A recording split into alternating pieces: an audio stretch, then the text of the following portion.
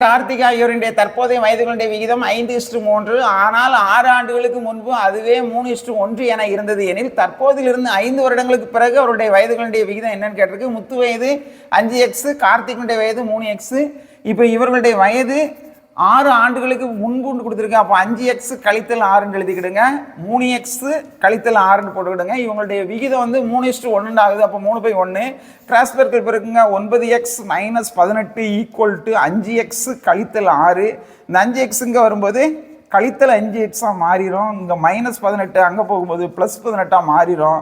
12 4x = 12, x = 3 நமக்கு கிடைச்சிருது. இப்போ முத்தினுடைய வயது 13 கார்த்திகனுடைய வயது 9. 5 ஆண்டுகளுக்கு பிறகுன்னு கேட்டிருக்கு. அப்போ 5 கூட்டுங்க. அப்போ இது 20, இது 14.